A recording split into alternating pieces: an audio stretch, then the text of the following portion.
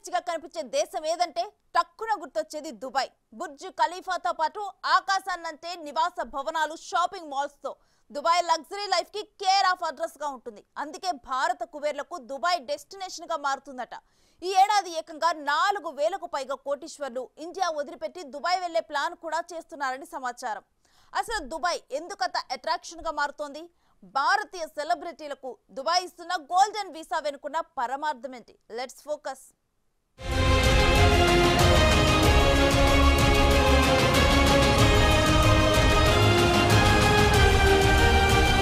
ఏమీ ఉండదు.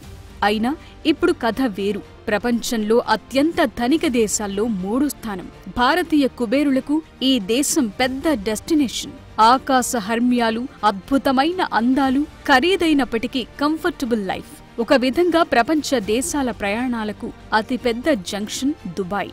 United Arab Emirates లో కీలకమైన కాస్ట్లీ దేశం. అయితే ఇప్పుడు ఈ దేశానికి భారతీయ కుబేరులంతా క్యూ కడుతున్నారని నివేదికలు వెల్లడిస్తున్నాయి. వేల సంఖ్యలో కోటీశ్వరులకు దుబాయ్ రెండో నివాస ప్రాంతంగా మారుతూ $1 ద్రవ ఆస్తులు కలిగి ఉన్న అధిక నికర విలువ గల వ్యక్తులన్నమాట.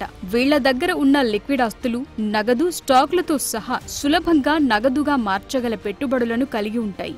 ఇప్పుడు ఇలాంటి వారిలో చాలా మంది భారతదేశాన్ని విడిచిపెట్టి దుబాయ్లో సెకండ్ సెటప్ పెడుతున్నట్లు తెలుస్తోంది. US, UK, Canada, Australia, New Zealand, Singapore, Israel, Switzerland వంటి గమ్యస్థానాల కంటే ఇటీవలి కాలంలో ఇక దుబాయ్ ప్రాపర్టీ మార్కెట్ గత సంవత్సరం భారతీయ కొనుగోలుదారుల నుండి 16 బిలియన్ దిర్హాంలు అంటే దాదాపు 35,500 కోట్ల రూపాయలు సంపాదించినట్టు తెలుస్తోంది. ఈ సంఖ్య 2021 సంఖ్య కంటే దాదాపు రెట్టింపుగా ఉంది. ఇక యుఏఈలో గృహ కొనుగోలుదారుల్లో 40% మంది భారతదేశానికి చెందిన వారి ఉన్నారు. వీరిలో ఎక్కువ మంది ఢిల్లీ, ఎన్సీఆర్, అహ్మదాబాద్, సూరత్, హైదరాబాద్, పంజాబ్లకు చెందిన వారుగా తెలుస్తోంది.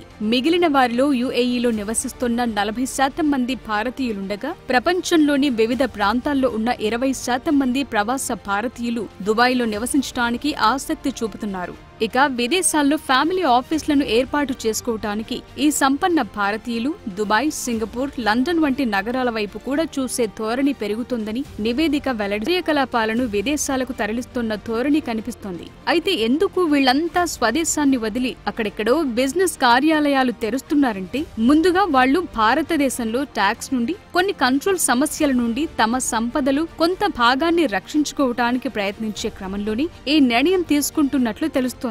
అయితే విదేశాల్లో కుటుంబ కార్యాలయాలను ఏర్పాటు చేయటం వల్ల విదేశీ మార్కెట్లకు సులభంగా యాక్సెస్ దొరుకుతుంది. స్వదేశంలోనే కాక విదేశాల్లోనూ వ్యాపార విస్తరణకు అవకాశం వస్తుంది. అలాగే ఇది పెట్టుబడులు, వ్యాపార వెంచర్లను వైవిధ్యపరచడానికి అనుకూలంగా ఉంటుంది.